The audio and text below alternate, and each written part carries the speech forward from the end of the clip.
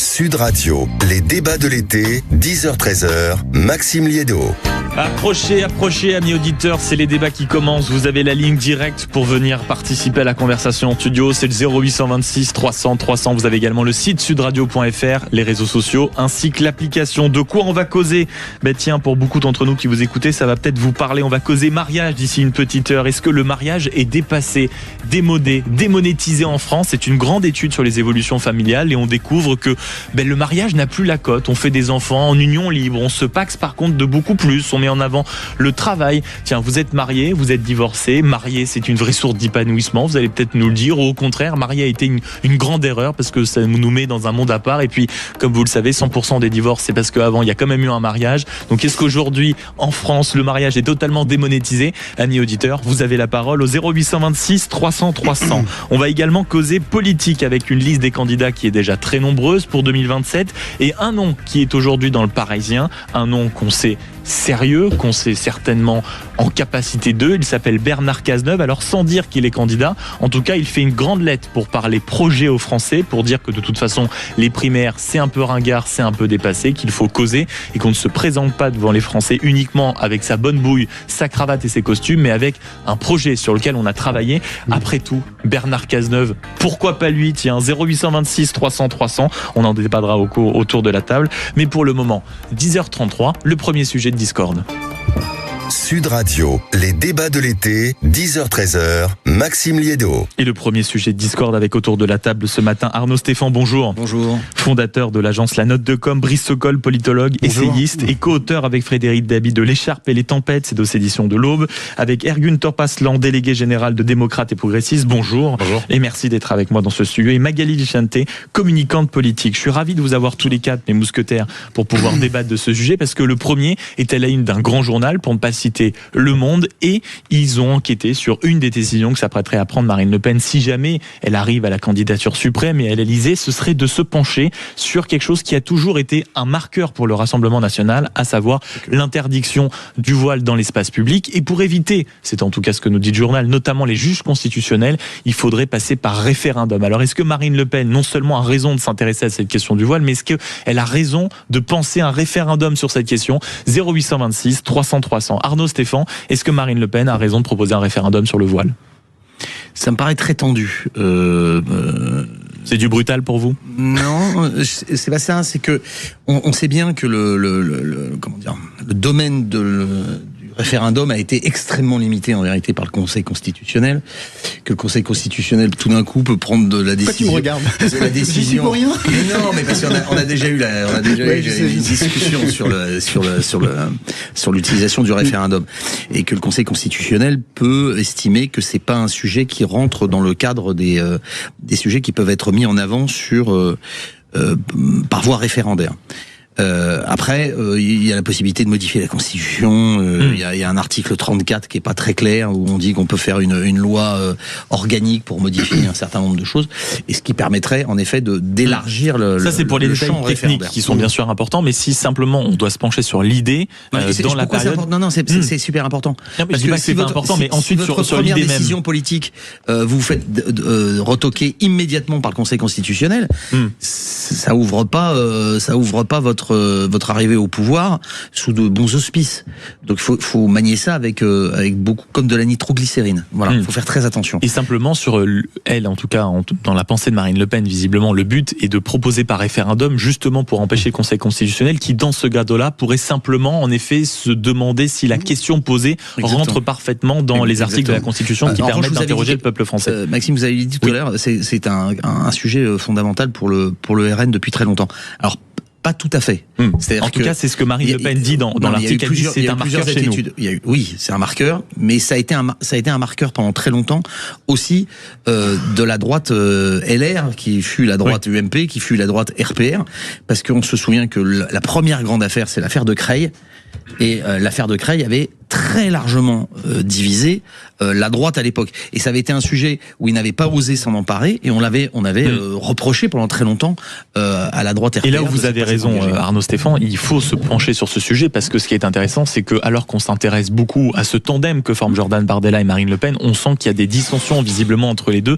Et quand vous dites c'est un sujet tendu, c'est visiblement aussi ce qui inquiète Jordan Bardella, et ça nourrira le reste de nos échanges. Magali Vicente, sur ce sujet, est-ce que oui, Marine Le Pen, outre bien sûr ces détails qui sont importants, comme le soulignait Arnaud Stéphan, cette idée de parler du voile et d'évoquer les problématiques du voile par référendum, est-ce que ça vous interpelle, ça vous séduit? Qu'est-ce que vous en pensez, vous?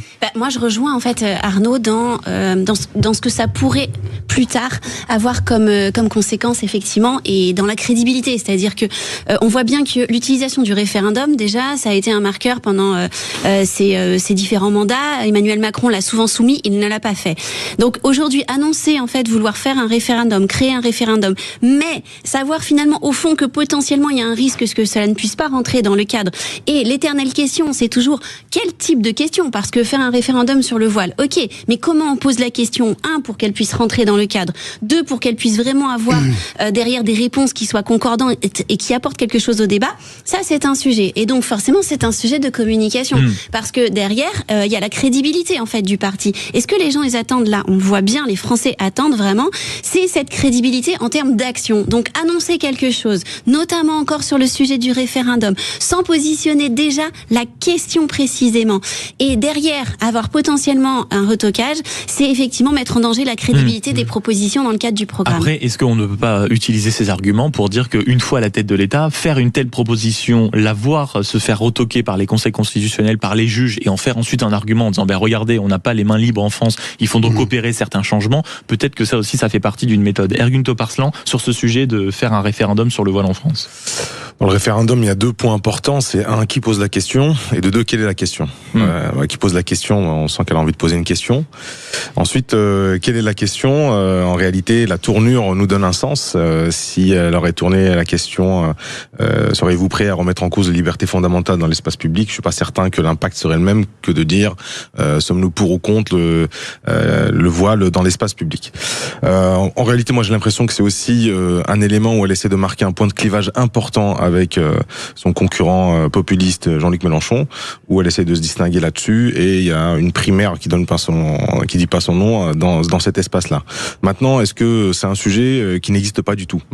Non, le sujet existe dans la société, des questions se posent, les partis traditionnels, on va dire droite et gauche, n'ont pas réussi à faire émerger, on sent que c'était l'une des causes aussi originelles de division au sein de la gauche, à savoir ce rapport à l'émancipation, aux droits des femmes dans le contexte qu'on avait aussi il y a quelques années dans notre pays. Donc il y a aussi un sujet, c'est un sujet dans lequel les partis politiques n'ont pas assez travaillé idéologiquement, philosophiquement, et donc là-dessus, elle est son coup médiatique, il est quand même, c'est un contre-pied, personne s'attendait à ce sujet-là, elle a réussi à le mettre. Mais maintenant, le sérieux du sujet nous pousse 1, de la précaution, 2, à élargir un peu le débat, et de 3, ne pas tomber aussi dans l'immédiateté des émotions. 0826 300 300, est-ce que Marine Le Pen a raison de proposer un référendum sur le voile? Vos réactions, vos opinions au 0826 300 300. Brice Sokol, sur ce sujet, vous qui sondez les cœurs et les reins, comme dirait l'autre. Je suis allé voir les derniers sondages sur cette thématique-là.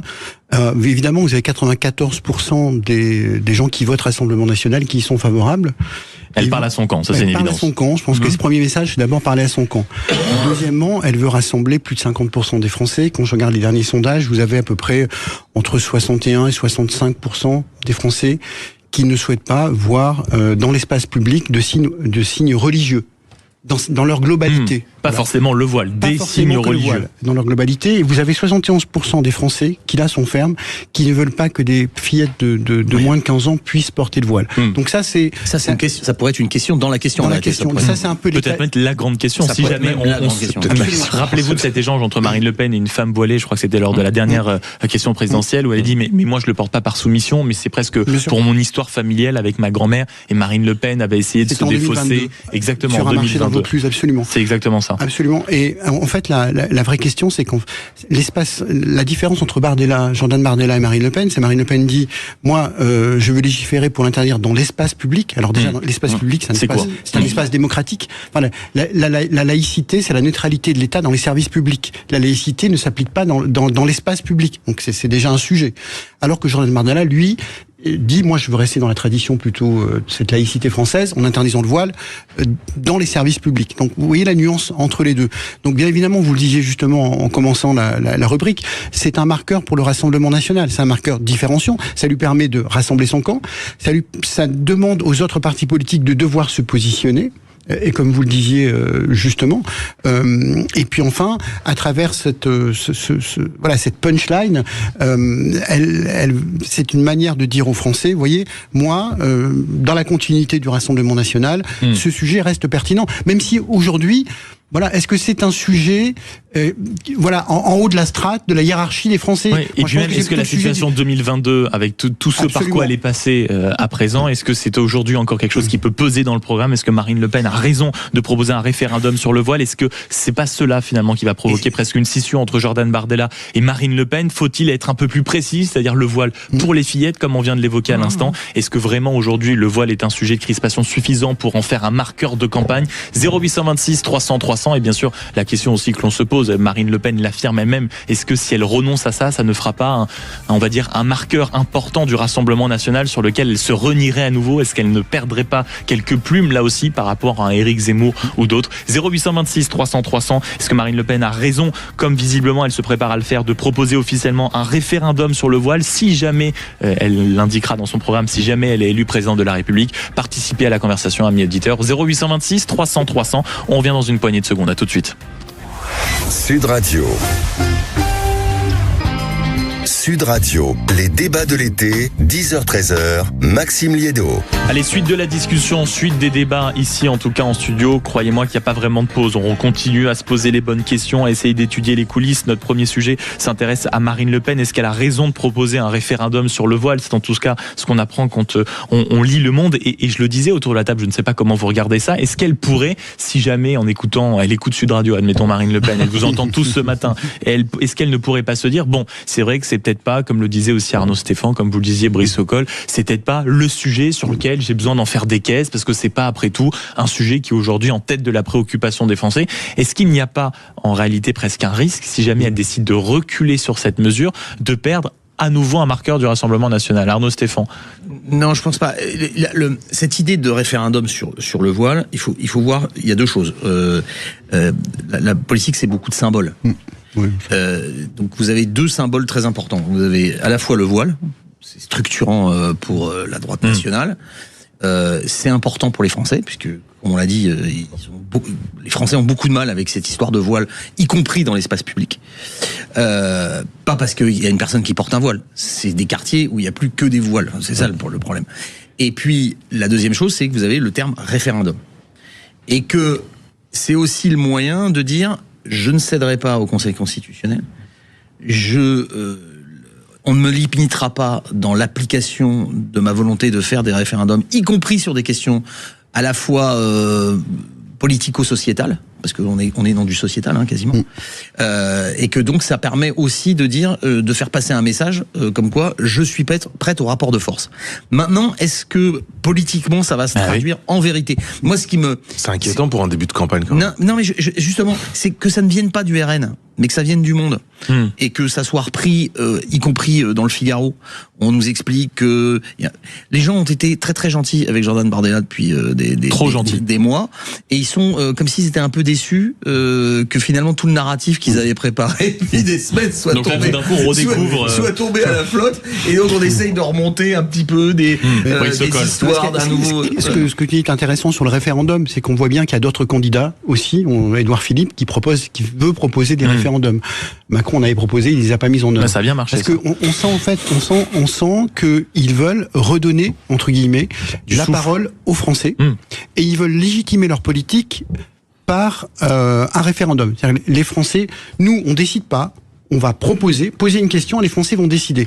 Sauf que, moi, je pense que les Français sont arrivés aujourd'hui à un moment, on le voit un peu dans nos différentes études, où ils souhaitent que l'homme politique présente un projet et mette en œuvre son projet. Ils sont plus forcément dans cette demande d'attente absolument. Voilà, donnez-moi votre avis. Non. vous avez un projet, vous avez un programme. Et maintenant, on va y aller. C'est fini le temps des consultations. Voilà, on va dans le pragmatisme et on va dans la réalisation. C'est-à-dire qu'on est dans le temps de la réalisation. 0826 300 300. On va en parler avec ceux qui nous écoutent, notamment au standard avec vous, Luc, pour commencer. Bonjour. Bonjour Maxime. Vous allez bien, Luc ? Ça va très bien, merci. En forme pour commenter l'actualité. Donc, comment vous observez, vous, cette question de Marine Le Pen, du référendum, du voile au milieu de tout ça ? Ça vous interpelle, ça vous dérange, ça vous inquiète ? Vous y êtes favorable ? Dites-nous tout, Luc. Alors, dans l'ordre, oui, ça m'interpelle énormément. Je suis inquiet passablement. Moi, j'ai un désaccord majeur avec Marine Le Pen. C'est que je ne pense pas que l'islam soit compatible avec la République. Donc vous, on va dire quoi ? Vous êtes plus sur la ligne Éric Zemmour ? Parfaitement. Mais ça ne m'empêchera pas d'en faire ma candidate le moment venu. Je pense, si vous voulez, que le référendum, pour reprendre ce que disait un des intervenants, bien évidemment, ça permet de s'affranchir d'un conseil constitutionnel qui est clairement, je dirais, anti pour toutes ces mesures sociétales et clairement anti-Le Pen. Mais en contrepartie, je ne pense pas, comme le disait l'un de vos autres intervenants, que ça soit quelque chose qui coupe Marine Le Pen de ses électeurs si jamais elle ne le faisait pas. Moi, je serais pour étendre largement la mesure, pour interdire le burkini, interdire les minarets de 50 mètres sur les mosquées. Moi, dans ma région, dans mon coin, il y a quelque temps, Luc, alors attendez, on est en train de vous perdre en plein milieu de votre développement. On va essayer de juste rétablir la ligne 2 minutes, Luc, et on va essayer juste de voir si tout vérifie bien. Et si vous m'entendez, répondez aussi à cette question. Vous, sur tout ce que vous dites, on l'entend, mais cette question notamment invasive, et qu'il faut tout faire pour, je dirais, la canaliser le plus possible. Mais cette question notamment là, parce que c'est le sujet du voile, Luc, mais sur cette question, vous, du référendum, est-ce que c'est un bon moyen de répondre à toutes ces inquiétudes ? Oui, ça peut être un moyen. C'est surtout un moyen de s'affranchir des Luc, on a des problèmes de communication, je suis absolument navré. On va vous laisser rétablir il faut des antennes sur les minarets. C'est ça. Faut monter en haut du minaret pour mieux capter. 0826 300 300. Bon, on a entendu les inquiétudes de Luc avec la fameuse phrase qui a toujours fait débat entre Marine Le Pen et son extrême droite, c'est-à-dire Éric Zemmour, à savoir l'islam est-il compatible ou pas avec la République. Luc nous le dit non. On va poursuivre la conversation avec vous, Baptiste. Bonjour. Bonjour Maxime. Merci beaucoup d'être avec nous ce matin. Vous nous avez appelé au 0826 300 300. Oui ou non, est-ce que Marine Le Pen a raison de proposer un référendum sur le voile selon vous ? Je dirais que si l'objectif c'est de faire un appel au peuple et de laisser le peuple trancher, le référendum c'est évidemment la meilleure solution. Ça, je sens un mec qui arrive, Baptiste. Évidemment, parce que bon, je vais être honnête, je suis plutôt pas du tout de la sensibilité politique de Marine Le Pen, donc je suis évidemment contre ce genre de référendum, en tout cas sur ce sujet-là. Mais du coup, plutôt que de m'en tenir à juste, parce qu'en fait, je pense très sincèrement que le principal argument de Marine Le Pen qu'elle peut pas admettre, mais c'est que elle n'aime pas les gens qui portent le voile. Voilà, elle les aime pas. Donc, elle fait ce référendum parce qu'elle sait qu'en plus, on en a tellement fait des caisses sur la question du voile qu'elle a une chance que ça passe. Mais moi, du coup, j'aimerais bien le prendre sous l'angle un peu taquin et dire, si on interdit le voile, il va falloir qu'on interdise aussi tous les signes religieux visibles dans l'espace public, parce que la République ne peut pas faire de distinction entre les différentes religions et la façon d'exercer ces différentes religions.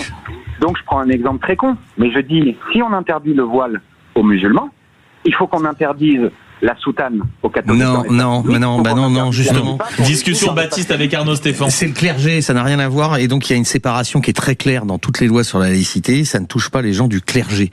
Or, les aubes, les sœurs, que qu'elles soient catholiques ou diaconesses protestantes, ou même l'imam, il a le droit de porter la barbe, le chapeau, etc. Il n'y a pas de problème. Ça n'a rien à voir. Allez-y Baptiste, poursuivez l'échange.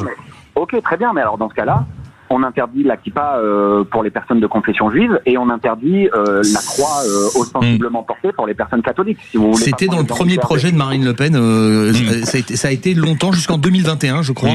Elle était favorable aussi à l'interdiction d'autres signes religieux, y compris la kippa. Merci beaucoup Baptiste d'avoir participé à la conversation au 0826 300 300. Je vous souhaite une belle journée. C'est vrai ce que dit Baptiste, c'est un peu le premier élément de la conversation tout à l'heure, c'est-à-dire qu'une majorité de Français serait pour que la religion soit vraiment absente, on va dire, de l'espace public en général. Mais si on commence tout d'un coup à viser peut-être une religion plus qu'une autre, derrière on va faire du cas par cas et on risque de se retrouver dans une situation extrêmement complexe. Et ça serait inconstitutionnel. Et ça serait inconstitutionnel. Magali Santé. Et c'est bien pour cette raison qu'il y a un vrai sujet sur la définition des termes à employer quand on pose la question. Parce qu'on voit bien en fait où est-ce que ça renvoie le débat. Moi je trouve que ce qui est très intéressant dans la séquence qu'on est en train de vivre avec Marine Le Pen, post-décision de justice, c'est, je voudrais revenir sur ce qu'on disait tout à l'heure, c'est cette notion de réappropriation du récit. Pour moi, justement, ce débat-là, la façon dont il vient s'ancrer aujourd'hui et cette proposition-là, elle vient en fait en plus de la réappropriation par Marine Le Pen de son récit à elle, post-épisode judiciaire. Et on l'a vu tout de suite, c'est-à-dire qu'elle est rentrée tout de suite en fait sur le terrain, elle est allée au marché derrière cette annonce. Et en fait, il y a vraiment ce côté et qui va en fait en résonance avec son affiche, la France, la Renaissance.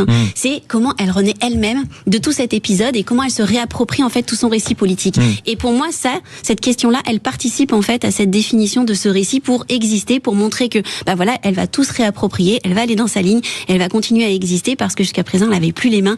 Ces derniers mois, elle n'avait plus vraiment les mains sur ce récit. Totalement libre. Moi, ça me rassurait si elle repart dans la même façon dont elle a fait les 2 dernières campagnes, vu le résultat. Je suis pas certain que ce soit une très bonne chose d'un point de vue stratégie politique.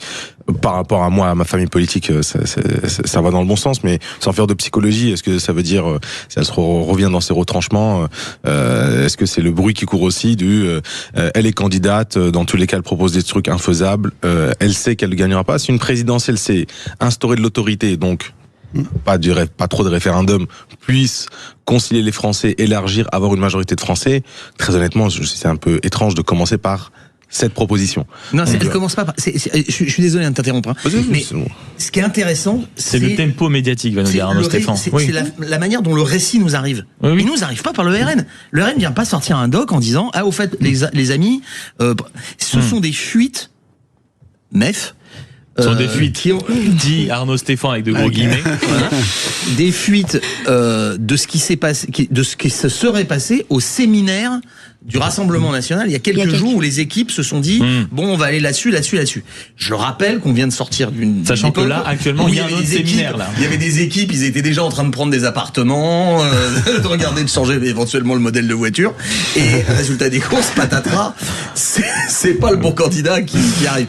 Je pense aussi que voilà, il y a quelques... Ce contexte doit jouer. La famille, sachant que actuellement depuis le 15 juillet, sachant que vous parliez de séminaire Arnaud Stéphane, depuis le 15 juillet, il y a un autre séminaire en cours justement avec ce qu'on appelle les gardes rapprochés des deux tandems, enfin du tandem, c'est-à-dire Jordan Bardella, Marine Le Pen, là aussi deux tandems, c'est bizarre. C'est deux tandems, c'est bizarre. Surtout ça fait 4 places à la fin sur un vélo et ça fait beaucoup de tandems.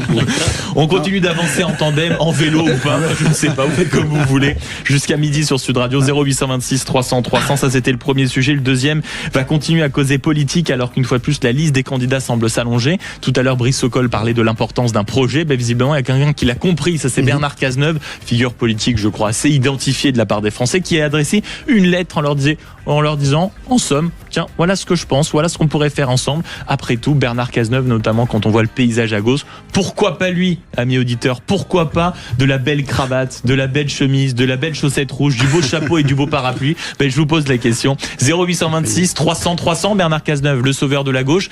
Et allons-y, pourquoi pas de la France? Là aussi, j'attends vos réactions. 0826 300 300, à tout de suite. Sud Radio, les débats de l'été, 10h-13h, Maxime Liédo.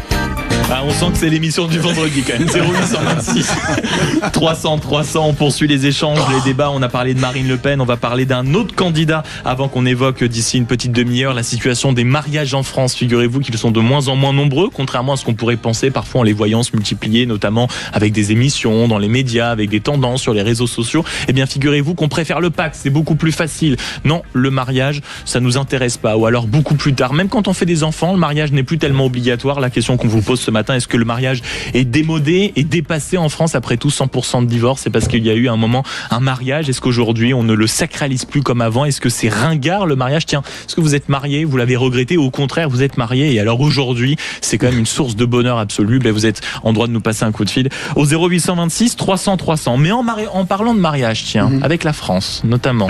C'est belle transition. Oui, c'est tout un métier. Mariage avec la France, on parle d'un candidat qui a déjà la tenue du marié, c'est la cravate, c'est le costume impeccable. C'est Bernard Cazeneuve qui, dans le Parisien aujourd'hui en France, décide de soumettre un projet aux Français, une lettre où il y dévoile sa vision de la France avec de l'écologie, de la justice sociale, une définition de sa propre vision, de son projet qui semble être clair, contrairement à beaucoup d'autres. Et la question qu'on vous pose, elle est simple. C'est après tout, pourquoi pas Bernard Cazeneuve à la tête de l'État? Il pourrait peut-être être le sauveur de la gauche. Et pourquoi pas de la France? 0826 300 300. J'attends vos avis, amis auditeurs, en commençant notamment à intervenir après l'intervention de Brice Sokol. Merci. Je vous en prie. Pourquoi pas Bernard Cazeneuve? Si je peux être utile, je le serai. C'est pas moi. C'est Bernard Cazeneuve qui l'a écrit dans ce courrier. Il fait partie, aux côtés de Raphaël Glucksmann, de François Hollande, de ce qu'on appelle cette gauche social-démocrate. Vous oubliez Karim Bouamrane aussi, Jérôme Guedj. Absolument. Enfin, ils sont nombreux dans cet espace social-démocrate. Moi, mais la question que je me pose, c'est que représente aujourd'hui cet espace social-démocrate? Voilà. Quel est son électorat? Quels sont ses thèmes et quelles sont ses valeurs? Le vrai sujet, il est là aujourd'hui. Parce que ce soit Glucksmann, François Hollande, Monsieur Cazeneuve, ils sont un peu interchangeables. Alors, je mets au-dessus, évidemment, du lot François Hollande, parce qu'il a été président de la République, parce que c'est un redoutable combattant en campagne électorale, parce qu'il est en train de préparer une campagne, il travaille sérieusement un certain nombre de thèmes, il a une notoriété, il est connu des Français, il aime les Français, il aime la France. Je pense que c'est important parce que lorsqu'on parle des candidats, moi je relisais un texte de Pompidou qui disait en fait, il faut aimer les Français.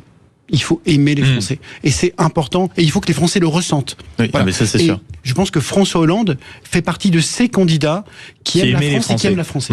Magali Vicente. Moi, je rebondis totalement. Et on voit bien. Alors, déjà, le fait de dire pourquoi pas lui, ça en dit beaucoup sur finalement le manque de leader incarné sur les présidentielles de 2027. Actuellement. Après, un autre élément clé que je trouve, c'est vous avez dit effectivement, faut aimer les Français. Ce que je remarque dans tous les candidats, parce que je les ai tous suivis en meeting et j'ai analysé en fait chacun leur meeting et de quoi ils parlent et comment, c'est qu'en fait ils sont tous sur la séquence de la France. Aimer la France, parler de la France. Mais qui parle des Français? En fait, qui parle réellement de ce que vivent les Français? Et au-delà de ça, effectivement, l'enjeu c'est de transformer en fait la crédibilité en espérance ressentie, parce qu'il est là en fait. La déconnexion, elle vient de ce manque de connexion sur la dimension de confiance et d'émotion en fait. Comment on fait pour aujourd'hui, quel candidat va être tisser le lien, fabriquer le lien avec les Français? Faire en sorte qu'ils puissent ressentir cette confiance, parce qu'aujourd'hui, ok, on a un programme, on a des idées, mais plus personne n'y croit en fait. Et c'est comment ils vont susciter cette espérance en termes d'émotion. Et pour l'instant, c'est la notion de leader, elle n'existe pas. Certains candidats ont commencé, moi je l'ai décrit, Gabriel Attal a commencé sur la dimension de connexion avec les yeux, etc. Il se passe des choses. Mais enfin, pour l'instant, ils sont tous sur le terrain, beaucoup en retrait. Ils vont à la rencontre des chefs d'entreprise. Chacun se dit, je vais faire mes petites rencontres avec le monde économique. Mais ça ne crée pas le lien avec les Français, en effet, sur le terrain. Ergun Torparslan. Dans le lien avec les Français, je pense que Bernard Cazeneuve a des traits de caractère politique qui conviennent bien à la séquence. Et il fait sérieux, il a la compétence, il est plutôt sobre. Il a eu des responsabilités dans les moments difficiles. Ministre de l'Intérieur pendant les attentats, puis Premier ministre. Et on parlait d'émotion, ça fait partie des moments dans l'histoire récente du pays qui créent un lien quand même plus que singulier avec le politique. Exactement. Maintenant, est-ce que c'est suffisant pour une campagne présidentielle? La réponse pour moi est non, tout simplement parce que les qualités personnelles ne font pas une réussite de campagne, et surtout, ça atteint pas le deuxième objectif d'aller chercher une majorité et d'aller chercher un rassemblement. Et je pense que c'est ça la maladie de ce centre-gauche, de cette social-démocratie, c'est-à-dire avoir une multitude de profils très intéressants, très compétents, avec irréprochables d'un point de vue probité, compétences ou autre. Mais par contre, politiquement, il y a absolument aucune structure qui arrive à chapeauter organisationnellement. C'est pour ça qu'on a beaucoup de petites chapelles. Et je pense que le plus gros défaut de ces multitudes de candidatures qui ont plein de qualités, c'est qu'ils n'arrivent pas à dépasser les bornes de leur périmètre traditionnel. Et c'était un peu le big man de l'électorat, de cet électorat pendant les 2 dernières élections élections présidentielles, il a voté pour Emmanuel Macron. Donc la bataille est un peu là-dessus. Qui va réussir à aller chercher ça? Et il y a une autre partie aussi qui se retrouve par contre elle derrière la candidature de Gabriel Attal, qui n'est pas 100% social-démocrate, mais qui a cette notion un peu de dépassement, qui touche la famille de centre-gauche et qui va aussi chercher des soutiens du côté du centre-droit. Donc aujourd'hui, Bernard Cazeneuve est-il légitime? Oui. Serait-ce suffisant pour mettre en place un programme social-démocrate, gagner l'élection présidentielle? Malheureusement non. Et il faut, je pense, à un moment donné, prendre conscience aussi des risques qu'il y a derrière. Amis auditeurs, on parle de quelqu'un qui, s'il n'est pas encore totalement sur la ligne de départ, en tout cas s'est mis en position d'être prêt à courir au moment où le pistolet retentira sur la piste d'athlétisme en visant 2027, c'est Bernard Cazeneuve. Après tout, pourquoi pas lui? C'est la question qu'on se pose au 0826 300 300. Je prenais un malin plaisir depuis le début de cette conversation à ne pas poser la question à Arnaud Stéphane, donc je voulais qu'il clôture ce premier tour de table. Allez-y Arnaud. Pourquoi pas lui? Parce que je sens que vous êtes attiré par l'homme. Non, le président Pompidou aimait les Français, il aimait la poésie. L'anthologie magnifique, faut-il encore le rappeler? Il aimait un peu moins l'architecture. Oui. Voilà. D'accord, on s'en souvient quand même. Comme quoi on peut laisser et aussi... ça blesse. Et ça blesse. Ça fait mal. Ça fait mal. En tout cas, moi j'ai encore mal à la France quand vous passez de ce côté de l'Élysée avec ce plafond un peu... Il y en a eu d'autres. Enfin bref. Ça c'était pour la petite blagounette. Le problème de Cazeneuve, oui, grand serviteur de l'État. Il incarne le sérieux, etc. Pour être candidat à l'élection présidentielle, c'est pas ça. Voilà. Il faut, et là je rejoins ma voisine, il faut non seulement incarner le rassembleur, il faut non seulement incarner le père ou la mère de la nation, il faut créer un lien et il faut créer de l'adhésion. Et que les gens aient envie, on va pas mourir pour un point de PIB. Voilà, très sérieusement. Mais c'était aussi le défaut d'Éric Zemmour pendant sa campagne. On peut pas prendre non plus le pont d'Arcole tous les jours. Donc il faut trouver cette espèce de chemin extrêmement fin où à la fois on montre de la compétence, on crée de l'adhésion en créant un lien particulier avec les électeurs. Enfin, il faut être hors norme pour être candidat à l'élection présidentielle, en fait. Il y a des trous de souris quelquefois, il y a des personnes... Emmanuel Macron a vendu une histoire à un moment où on sortait de François Hollande qui lui-même avait succédé à Nicolas Sarkozy, avec une pratique de la politique qui était fatiguée, les affaires, les bêtises, un manque d'incarnation justement, et il a voulu créer ce dépassement. Donc les gens sont partis sur cette idée, tout d'un coup la jeunesse, il y avait un projet, il y avait quelque chose, on se sentait emporté. Et puis patatras, au bout de 5 ans, les résultats sont pas... La promesse, comme on dit en communication, n'y est pas. Et les gens sont désespérés. Et je pense pas que des candidats avec des allures comme Monsieur Glucksmann ou comme d'autres d'ailleurs à gauche ou au centre droit arrivent à incarner ce qui est le ferment de la Ve République. C'est ce rendez-vous tout à fait particulier d'un homme ou d'une femme avec le peuple. C'est pas le rendez-vous d'un haut fonctionnaire ou d'un monsieur tout gris avec ses tableaux Excel et qui va dire c'est normal, je suis plus compétent, donc élisez-moi. C'est pas ça qu'on attend. Les gens, ils ont envie d'être emportés, emmenés. Magali Vicente. En fait, il faut qu'ils arrivent à comprendre que expliquer pourquoi il y a de l'espoir, c'est bien. Mais aujourd'hui, on n'en est plus là. C'est faire ressentir en fait cet espoir. Et moi, je le vois chaque semaine parce que je demande aux citoyens de m'envoyer des vocaux, justement sur ce qu'ils ressentent, sur les émotions, sur ce qu'ils ont besoin, les attentes en fait par rapport aux politiques.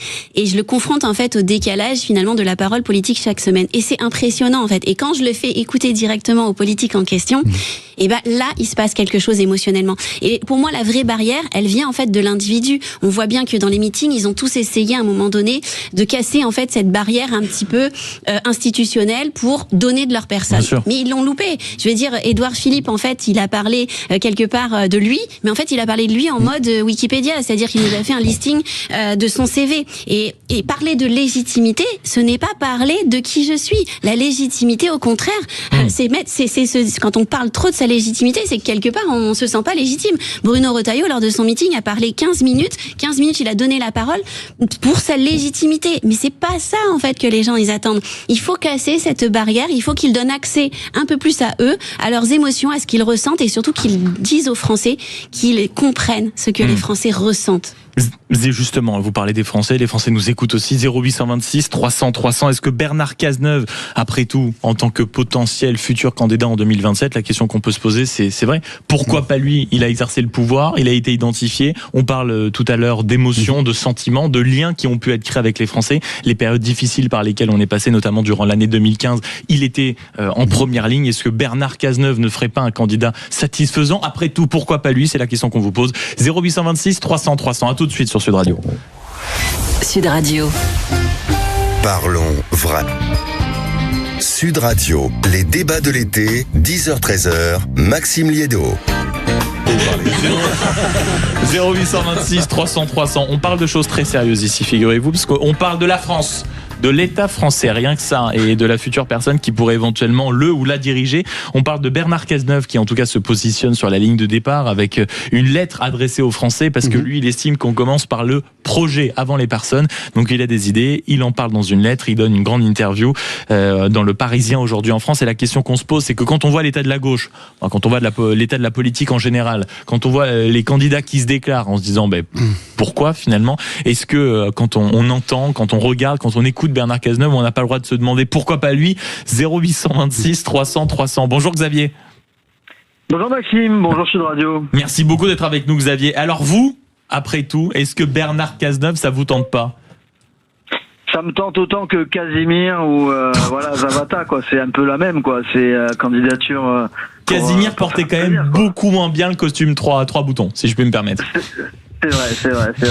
Non, mais c'est une candidature un peu fantaisiste, mais ça fait plaisir. Pourquoi fantaisiste, Xavier? Le mot est pas anodin. Pourquoi fantaisiste? Parce que je le sais très bien, parce que c'est un ancêtre de la Hollandie, que tous les hollandistes sont quand même carrément grillés auprès de la gauche, enfin des électeurs de gauche. Alors après, ils peuvent faire plaisir au centre droit sur un deuxième tour, mais il n'ira jamais au deuxième tour. Moi, je pense que sa candidature, c'est juste pour continuer sa carrière politique. C'est un calcul pour s'assurer le coup d'après, peut-être prendre un leadership au Parti Socialiste, peut-être s'assurer une circonscription. Mais en aucun cas. Vous pensez vraiment que c'est la mentalité de Bernard Cazeneuve? Parce qu'après tout, on peut pas dire qu'il soit si fan que ça des médias et de la petite popole. Il s'est toujours tenu plus ou moins en retrait. Est-ce que vous ne décelez pas chez lui quand même une part de sincérité, Xavier? Alors, si c'est une part de sincérité, grand bien lui fasse. Le problème, c'est que du coup, c'est une sincérité qui est tout à fait délirante. C'est-à-dire que la personne n'est pas du tout consciente de l'état politique de la France et de ce qu'attend le peuple de gauche. S'il s'adresse aux électeurs de gauche, évidemment, à une présidentielle, on s'adresse à tous les Français. Mais au premier tour, on s'adresse d'abord et avant tout au peuple de gauche, pour quand on est de gauche. Donc là, il a aucune chance. Il fera même pas 5%. Enfin, ça va être même pas 5%. Bon, bah écoutez, je le note sur un petit post-it, mon cher Xavier, et quand on avancera dans les mois, je me rappellerai de Xavier qui avait prédit 5% éventuellement pour Bernard Cazeneuve. Merci beaucoup, Xavier. Et 9 pour comment s'appelle-t-il, pour le patron de LR. Ah oui, Bruno Retailleau. Le max du max. Le max du max. Ouais. Deux paris que je noterai sur un post-it. Belle journée à vous, Xavier. Merci de nous avoir passé un coup de fil. Ce qui est intéressant dans la lettre de Bernard Cazeneuve, c'est qu'en fait, Bernard Cazeneuve, comme François Hollande, comme Raphaël Glucksmann, se définissent d'abord par rapport à Jean-Luc Mélenchon. C'est-à-dire qu'on dit souvent c'est la gauche anti-mélenchoniste. On dit pas c'est la gauche sociale, on dit pas c'est la gauche libérale, on dit pas c'est la gauche européenne. Bien que lui, Bernard Cazeneuve, se définisse dans la du Parisien de façon assez étonnante, parce qu'on pensait que c'était quelque chose de foutu en France, comme un véritable social-démocrate. Oui, et c'est là où en fait ils veulent tous créer la rupture avec Jean-Luc Mélenchon, parce que Jean-Luc Mélenchon aujourd'hui, c'est lui qui a préempté toutes les grandes thématiques qu'avait la gauche ces 20 dernières années. Et donc ils sont obligés, contraints de se positionner, parce qu'ils ne partagent pas son rapport à la violence verbale, son rapport aux institutions, son rapport parfois certains autour de Jean-Luc Mélenchon à l'antisémitisme, etc., etc. Et donc cette gauche-là, elle veut exister légitimement parce qu'elle a une histoire dans ce pays. Elle ne représente pas les valeurs qui sont celles aujourd'hui prônées ou portées par Jean-Luc Mélenchon. Et donc toute leur difficulté, c'est d'abord de s'unir, de trouver un leader, de trouver un espace programmatique et puis de trouver des électeurs. Parce qu'aujourd'hui, quand on questionne des électeurs de gauche, notamment des jeunes, pour eux, la gauche, c'est Jean-Luc Mélenchon. Oui. C'est incarné par Jean-Luc Mélenchon. Magali Vicente. C'est incarné par Jean-Luc Mélenchon parce que il a réussi en fait lui à incarner cette dimension d'appartenance en fait dans ce que j'ai ressenti quand je suis allée au meeting de Jean-Luc Mélenchon. Et d'ailleurs c'était assez impressionnant, c'est que finalement tous ces jeunes qui étaient présents majoritairement, ils n'étaient pas venus et ils ne viennent plus pour voir Jean-Luc Mélenchon et l'écouter. Ils sont passés au-delà. Ils viennent en fait dans ce sentiment d'appartenir à une communauté, à un collectif qui partage le même combat. Et donc toute la difficulté finalement de la gauche, c'est que ils ont mis du temps à se dissocier de Jean-Luc Mélenchon depuis 2024. Et donc aujourd'hui arriver à recréer en fait un récit qui parle à quelqu'un en dehors de lui, ça va être extrêmement difficile. 0826 300 300 Bernard Cazeneuve après tout, pourquoi pas lui? Bonjour Sabine. Bonjour. Merci beaucoup d'être avec nous sur Sud Radio ce matin. Comment vous regardez, vous, Bernard Cazeneuve? Est-ce qu'il vous effraie? Est-ce qu'il vous émeut? Est-ce qu'il est capable, selon vous, d'aller jusqu'à l'Élysée en 2027, Sabine? Ça fait 3 questions, je dirais non. Voilà. C'est comme une poupée qui fait non, c'est pas grave, Sabine, allez-y. M'émouvoir face à ce monsieur qui a été ancien ministre et qui connaît parfaitement les rouages de l'État et ses états, son état de finance, et nous sommes à genoux. Je veux pas d'un monsieur comme ça, j'en ai marre de revoir les gens qui reviennent, qui dépoussièrent un petit peu leur costume et puis qui reviennent. À part de diviser les voix de la gauche, je vois pas à quoi ça sert d'être 50 sur le poste. Il faut trouver un leader. Alors je leur souhaite bon courage parce que moi à 51 ans je suis désespérée et au fond du désespoir. Je n'en vois pas. Donc monsieur Mélenchon, on a beau dire, on a beau le critiquer, malheureusement pour lui c'est qu'il a quand même un charisme et une figure. Il exprime comme il veut, mais en tout cas il existe. Monsieur Cazeneuve en est pas encore là et je pense que Xavier 5% qui lui donne, moi j'y donnerais 1,92. Allez, parfait. Bon, ça fait 9 pour Bruno Retailleau, là, si je reprends les pronostics. Max Dumac, 9 pour Bruno Retailleau, 5 pour Cazeneuve, et vous dites 1,92. C'est très précis en plus, Sabine. Hein. Quel est l'intérêt pour la gauche de sortir du bois autant de candidats, si ce n'est pour diviser et être sûr de ne pas être réélu? Ou alors ceux qui connaissent un peu la politique en coulisses disent chacun va sortir pour mieux jouer la carte du rassemblement autour de celui qui saura vraiment à un moment ou à un autre incarner un leader, Sabine. Mais pas les anciens. Ils connaissent, ils nous ont mis à genoux depuis 50 ans. Donc par exemple quoi de vous quand on évoque assez régulièrement le nom, le prénom de François Hollande, Sabine, vous n'êtes pas convaincue?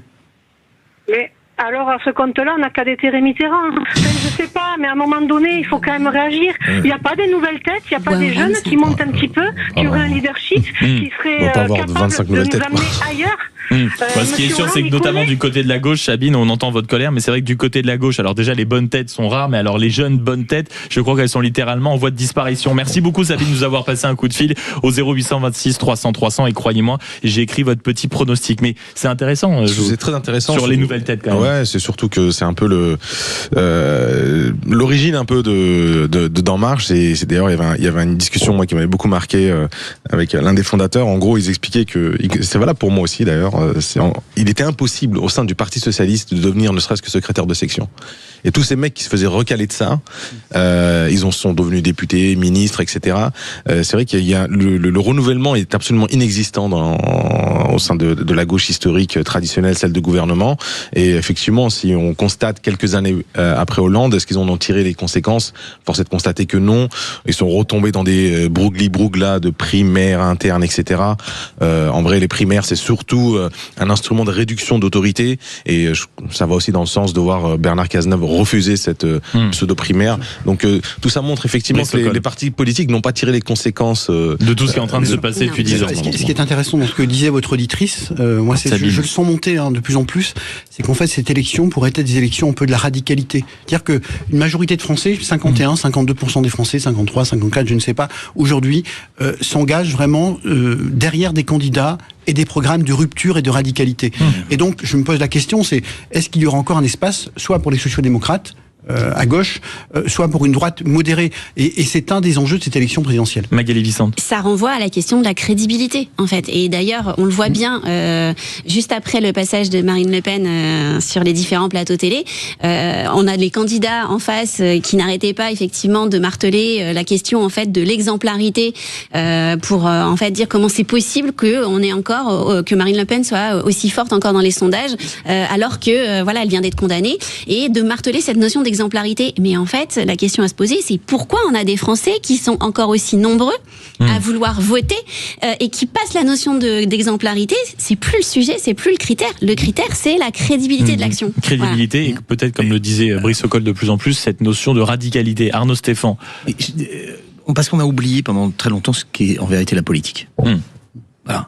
On a oublié ce qu'était la pratique politique. On l'a complètement fait disparaître. Les partis politiques, mais tous, je dis bien tous, ont eu cette tentation de, c'est un peu joke, un monde sans usine. Bah là, c'était de la politique sans militants, quoi.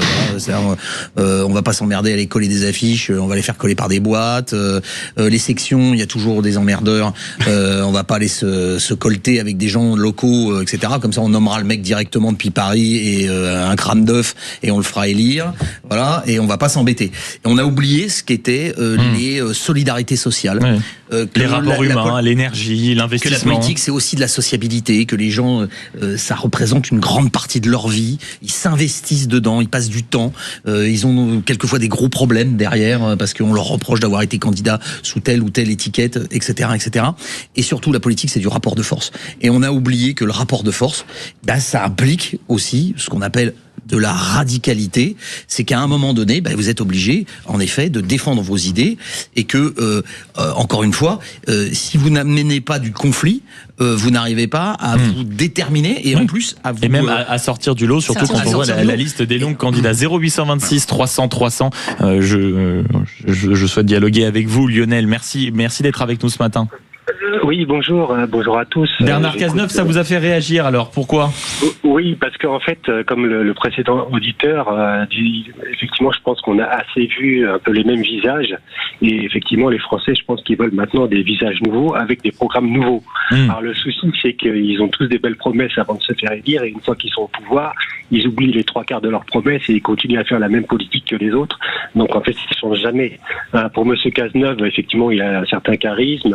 On voit que c'est quelqu'un qui réfléchit beaucoup, qui est très introverti, mais il y a eu quand même des petits couacs au moment des attentats. Il y a des petits couacs au niveau de l'intervention des forces spéciales qui avaient été... On leur avait demandé de revenir à leur siège et de ne pas intervenir directement. Donc il y a eu des petits moments un peu flous à ce niveau-là, et donc je suis pas sûr qu'ils puissent changer vraiment les choses, tout comme M. Hollande qui souhaite se représenter. Et je pense que maintenant... Et l'expérience éventuellement vantée par ces candidats, et puis même qui est constatée, le fait d'avoir été à un moment à un très haut niveau de l'État, d'avoir mis les mains dans le cambouis sur certains sujets, est-ce que ça, Lionel, ça n'est pas un peu important pour justement les temps un peu pénibles qui vont arriver ?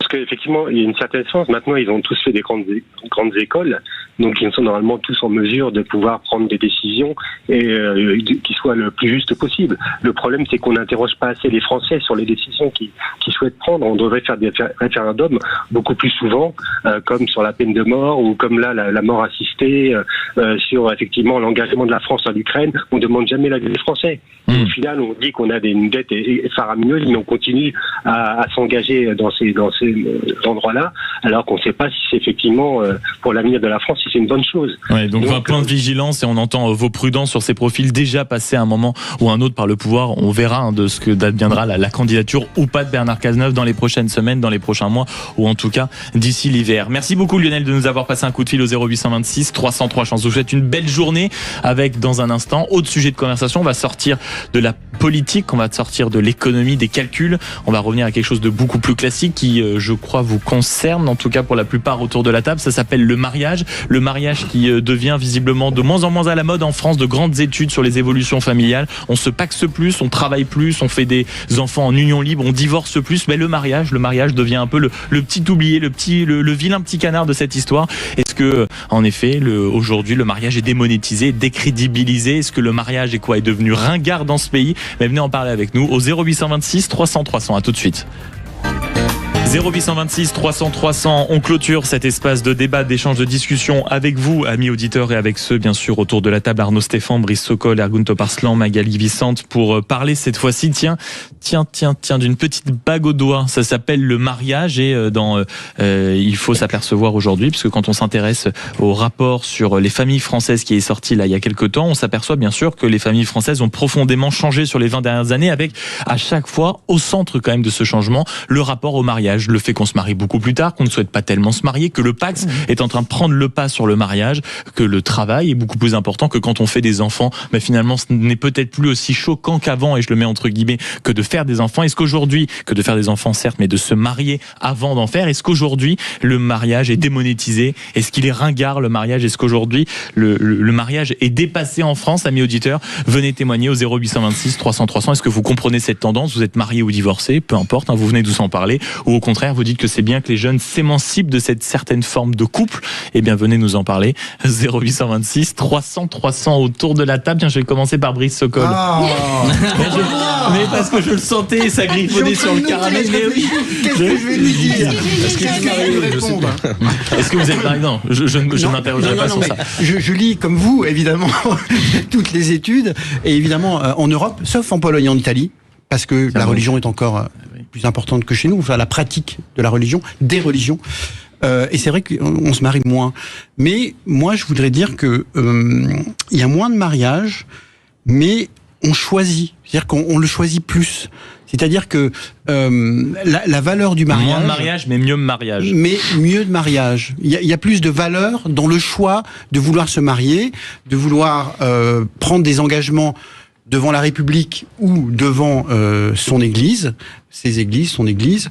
Et donc, pour moi, ça se raréfie, mais ça a plus de valeur.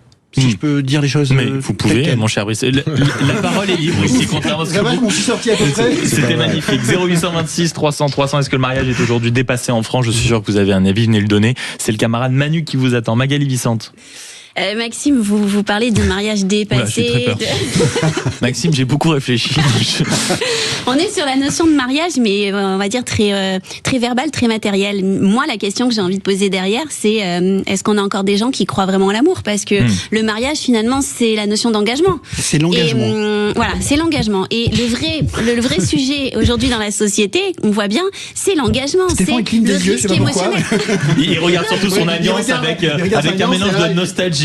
d'inquiétude. Non, mais dans la notion d'engagement, bien sûr qu'il y a la notion juridique et on voit le mariage comme une procédure juridique. Moi, derrière, j'y place surtout aujourd'hui ce qu'on voit sociétalement parlant, c'est ce risque émotionnel, cette acceptation de l'émotion, de l'engagement émotionnel et de la souffrance ou de la joie que ça peut avoir derrière et de l'engagement avec son ou sa partenaire. Donc le sujet qu'est-ce qu'il en dit? Qu'est-ce qu'il en dit l'homme amoureux à côté de vous, Arnaud Stéphane? Ça me rappelle. Est-ce que vous croyez encore à l'amour? Bien sûr, je viens d'avoir. Il n'a pas le choix de dire autre chose. J'y crois tellement que même à mon âge qui commence à être avancé, j'ai eu la joie d'accueillir. C'est sa femme qui lui rééquipe. Non, c'est pas cette musique-là. J'ai eu la joie d'accueillir un petit garçon il y a 4 mois dans notre famille. Voilà. Ça me rappelle cette chanson qui est Parlez-moi de moi, il y a que ça qui m'intéresse. Et j'ai peur que cette société qui est devenue une société libérale, pas seulement libérale financièrement, mais qui est devenue aussi libérale sociétalement.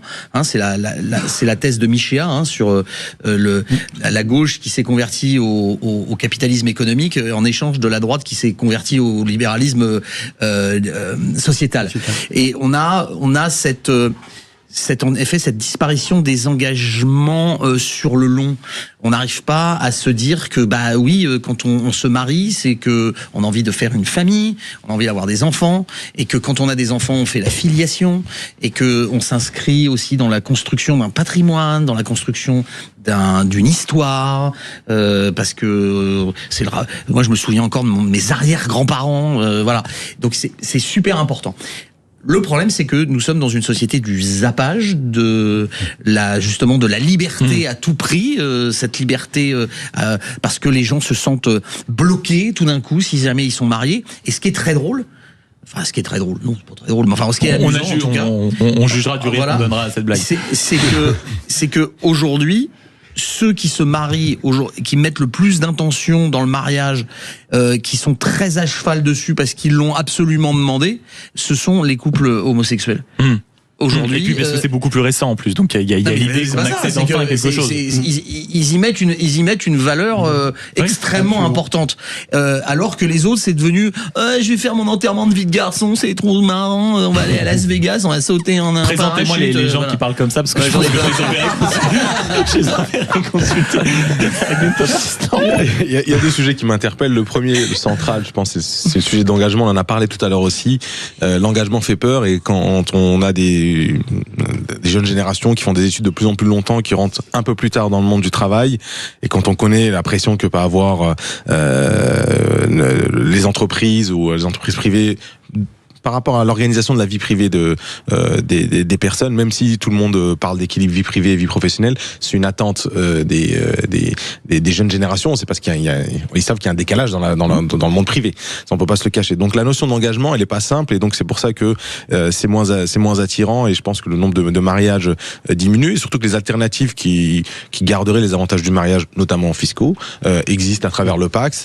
Et fort heureusement aujourd'hui, on arrive à très bien fonder une famille, être une famille sans avoir ce process-là. Après, il y a une réalité sociale aussi, où ça fait peur aussi d'organiser un mariage, le coût que ça a, de s'investir, d'acheter un patrimoine, déménager ensemble, etc. On peut concevoir que les personnes on va dire financièrement parlant, souhaitent faire cet investissement un petit peu plus tard. C'était mon cas, c'est pour ça que je ne me suis pas marié très tôt, mais je me suis marié après ma trentaine, après avoir stabilisé ma situation. C'est très con, mais c'est études supérieures, pré-étudiant, t'attends de le terminer avant d'être sûr que de pas mettre en difficulté telle ou telle personne. Et quand on voit l'augmentation exponentielle des crédits étudiants, je crois que Maxime veut s'exprimer aussi. Non, du tout.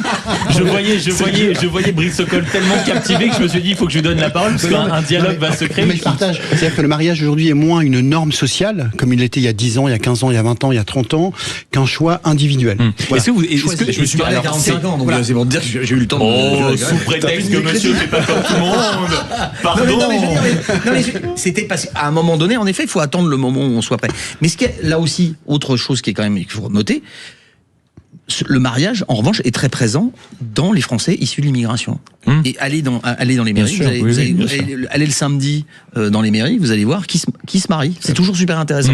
Vous avez énormément d'asiatiques, vous avez énormément de gens qui viennent du Maghreb, vous avez beaucoup d'ailleurs, et asiatiques et Maghreb, et un peu sous-continent. Mais parce que là, vous savez pourquoi aussi, c'est parce qu'il y a l'histoire de financiers cadeaux. Pour construire sa vie, ils ont besoin des cadeaux qui sont faits par la communauté. Mais par rapport à ce que disait Arnaud Stéphane, la construction de l'héritage, ça reste très important. Bien sûr. Ça reste très important. Mais là aussi, vous avez raison, c'est que ça s'inscrit de plus en plus dans cette idée de transmission, d'héritage, de construction, qui est visiblement peut-être beaucoup plus présente dans ce cadre-là que chez nous. Mais ce que disait Brice Sokol, est-ce qu'on est sûr de ça, à savoir, est-ce qu'aujourd'hui le mariage n'est plus tellement une norme sociale? Est-ce qu'on est sûr de ça? Un peu comme certaines femmes peuvent sentir une pression approchant de la trentaine par rapport aux enfants. Est-ce que le mariage aujourd'hui, c'est vraiment éloigné de la norme sociale? C'est pas que la norme sociale, les enfants à 30 ans. Allez voir les tests médicaux quand vous avez plus de 30 ans, à partir de 35 ans. C'est ce que je vous dis. Ça commence à devenir tout ça, bien sûr, mais est-ce que l'aspect norme sociale a totalement disparu? On a moins de pression, me semble-t-il, qu'il y a 30 ans ou 40 ans.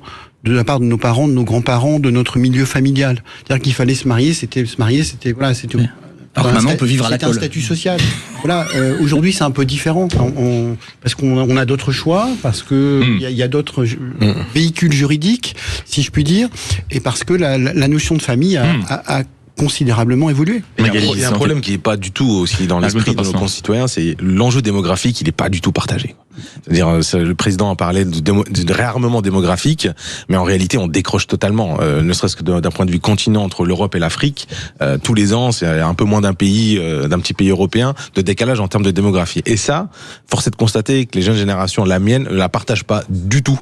Et d'ailleurs, je vais refaire encore un peu de social, mais ils se disent plutôt que de pas assumer un enfant, l'élever correctement d'un point de vue économique et financier, ils préfèrent soit en faire très peu, soit ne pas en faire du tout et se concentrer sur leur carrière ou autre. Sur leur nombril aussi. Les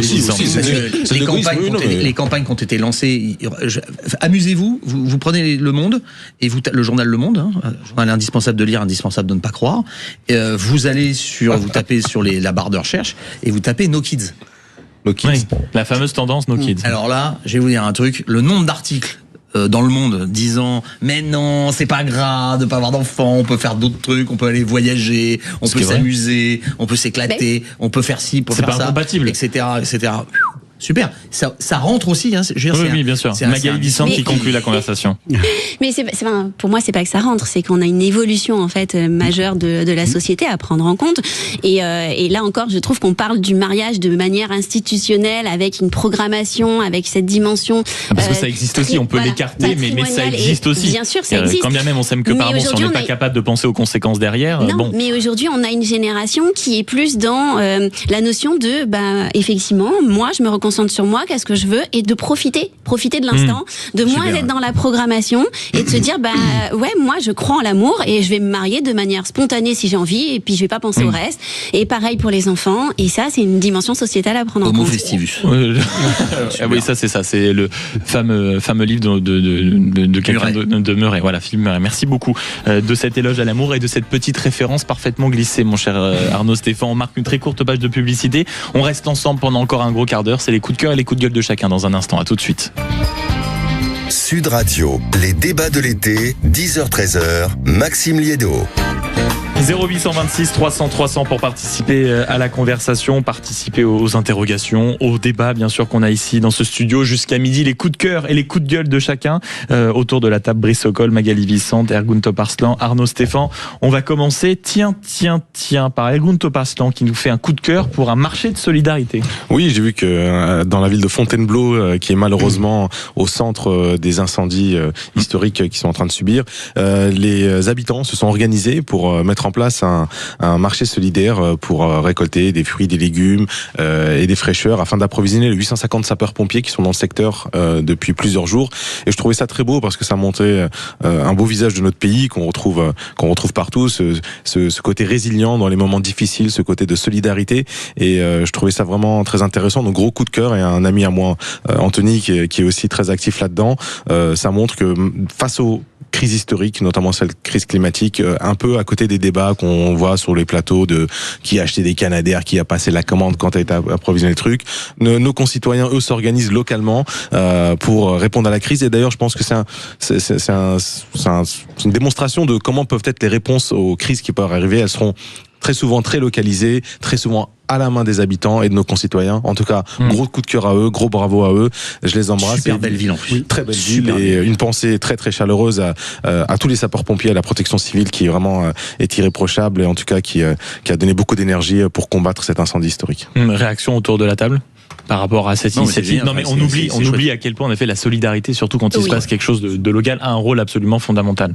Oui, ça fait, on le voit bien, ça fait du bien. Cette notion de solidarité, elle existe, et donc c'est bien qu'elle soit mise en avant, et ça nous ramène en fait à la réalité finalement qu'on est tous capables et de faire. On est tous capables d'agir. On est tous acteurs, et de regarder autour ce qui se passe et de voir comment ensemble on agit et on peut faire changer les choses. Ça doit être aussi un moteur, notamment dans le cadre de ces présidentielles. On est tous des citoyens, on est tous des citoyens acteurs. Voilà, et ça, il faut pas l'oublier. Notamment quand on voit une solidarité. Bien sûr, c'est une superbe initiative. Et ça, moi, je pense qu'il faut garder espoir en la politique, parce que la politique, c'est aussi l'associatif, c'est aussi le local, ce sont aussi les solidarités. Moi, je voudrais juste rappeler quand même, voilà, pendant la canicule, il y a 15 jours, il y a eu beaucoup de personnes âgées seules qui sont mortes dans leur appartement, et je trouve qu'il faut absolument, chacun dans ses appartements, dans son quartier, voilà, on les connaît, quand on habite en ville ou quand on habite à la campagne, c'est aller les voir, s'occuper d'elles, ça prend 5 minutes dans la journée, mais ça fait partie de la solidarité, du quotidien, de la proximité, ça rejoint ton coup de cœur. On va aller après un coup de cœur, sur un coup de gueule, et d'ailleurs ce sera le seul ce matin, ce qui est très rare. D'habitude il y a qu'un seul coup de gueule, et il y a qu'un seul, oui c'est ça, il y a qu'un seul coup de cœur et beaucoup de coups de gueule. Et puis d'ailleurs il faut pas tromper une personne. J'étais sûr. Oh, je l'ai vu arriver, mais avec des sabots qui étaient retentissants. Vraiment. J'ai pas la ref. Je me tourne vers vous, Magali Vicente. Coup de gueule sur une manipulation verbale qu'on a vue à l'occasion d'une loi à l'Assemblée. Oui, moi je reviens là-dessus parce que pour moi les mots ont un sens, et en ce moment j'en ai un peu marre de voir systématiquement les manipulations verbales qui sont effectuées, et je vais prendre effectivement l'exemple de la loi qui parlait de la présomption d'usage légitime de l'arme, parce que ont été employés les termes de permis de tuer, et pour moi c'est très grave. Ça appauvrit vraiment le débat, et je voudrais vraiment exprimer un coup de gueule là-dessus, parce que les partis politiques d'extrême gauche ne sont pas les seuls, mais je trouve qu'en ce moment on utilise beaucoup de terminologies qui viennent impacter l'inconscient de chacun, et c'est là-dessus que je veux vraiment éveiller éveiller les esprits. Permis de tuer, c'est grave, c'est-à-dire qu'on transforme totalement un récit aujourd'hui avant même qu'il ait lieu au sein de l'Assemblée nationale. Et ça, on le voit de plus en plus sur chacun des textes. Et donc, moi, je voudrais vraiment que les gens fassent attention, notamment sur les réseaux sociaux, parce qu'il y a de plus en plus de termes comme ça qui sont employés pour dévier totalement les débats. On ne parle plus du fond, on parle de la réaction émotionnelle. Et finalement, on se sert de la peur des gens pour appauvrir le débat démocratique. Et donc, les gens et les citoyens, on mérite mieux que ça. Donc, si chacun vraiment fait attention à ce qui se passe sur les réseaux et à son esprit et garde son esprit critique et ne se fait pas embarquer dans ce genre de manipulation, peut-être qu'on y gagnera tous derrière à l'évolution en fait et à la grandeur des débats démocratiques. La sémantique, je partage complètement ton coup de gueule. Et moi, ce qui m'a frappé, c'est la sémantique, tu sais, sur le débat sur la fin de vie. On a parlé de fin de vie, mais on n'a pas parlé d'euthanasie ou on n'a pas parlé de suicide assisté, qui sont vraiment les sous-parties et le contenu de ce projet de loi. Et donc la sémantique, là encore, il faut être clair, a fortiori au Parlement, a fortiori quand on fait de la politique, il faut avoir une sémantique juste et qui reflète vraiment le texte que vous allez proposer. C'est ça. Et là, c'est pas du tout, c'est plus du tout le cas. On sort systématiquement. C'est vieux comme Gustave Le Bon et Psychologie des foules. Où il explique que c'est que de cette manière-là, c'est-à-dire en passionnant tous les débats, en leur faisant sortir du cadre raisonnable, y compris en leur faisant sortir même du sens, on arrive à amasser les foules et à diriger les foules. Et en faisant ce qui s'est passé à l'Assemblée nationale, en expliquant le permis de tuer, on s'adresse aussi à une clientèle politique qui est très sensible à ce genre de choses. Mais c'est comme quand tu parles, excuse-moi, je reviens au début de l'émission, quand tu parles du voile. Voilà, tu pourrais parler de signes ostentatoires, tu pourrais parler, des voiles. Le voile, c'est là aussi. C'est un symbole, c'est un marqueur. C'est un marqueur. J'essaie de me faire confirmer depuis tout à l'heure que c'est un sujet qui a peut-être été abordé, mais encore une fois, je dis c'est sorti dans la presse avant d'être sorti du politique. J'ai un petit doute sur. Non, l'importance de la sémantique, et c'est surtout que les responsables politiques prennent conscience de ce qu'ils alimentent. Et c'est vrai qu'il y a des sujets dans la façon dont les scènes qu'on a vues à l'Assemblée nationale au moment de ce vote-là sont absolument inacceptables.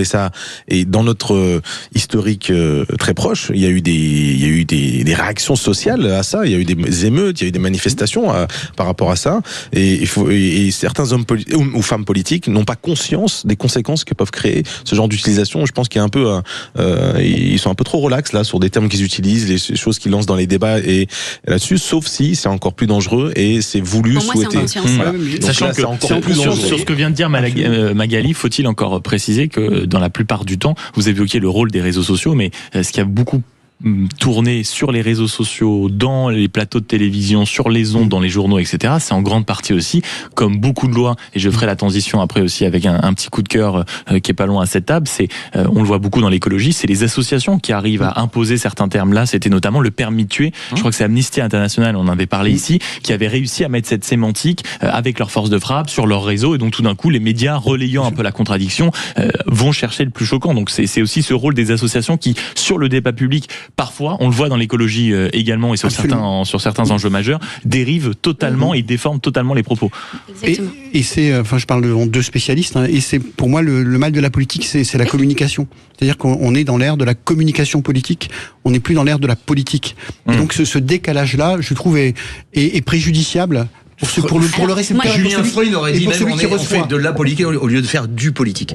Moi j'irai au-delà, je pense qu'on a perdu le sens du mot communication.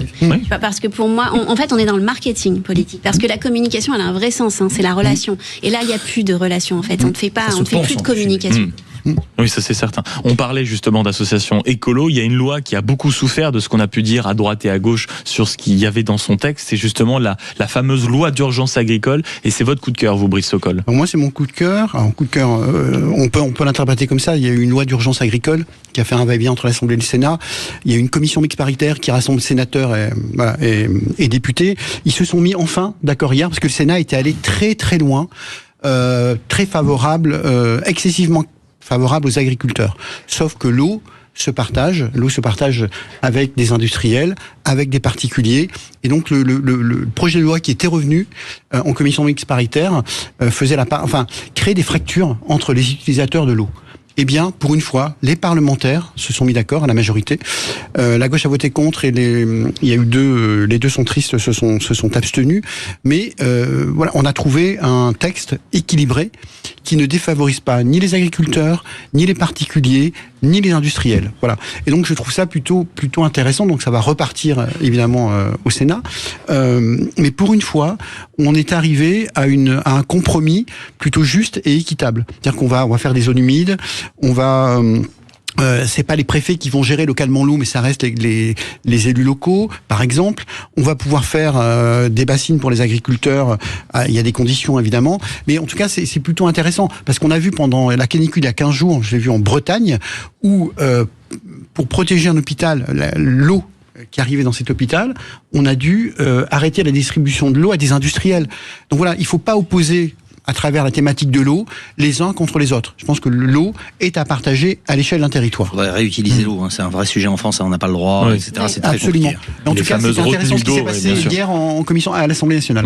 Ça, c'était donc une forme de coup de cœur signé Brice Sokol. Et on se tourne vers Arnaud Stéphan pour conclure cette émission en vendredi, qui va le faire un coup de cœur par rapport à une restauration. Non, le coup de cœur était en ce temps de forte chaleur, c'était l'occasion d'aller revisiter notre patrimoine dans les grandes villes de France. Ça va finir, oui. Dans les grandes villes de France, notamment les églises. Et en plus, dans ces églises, il faut pas oublier qu'il y a aussi un patrimoine musical. Et ce sont ces orgues qui sont souvent en mauvais état en France.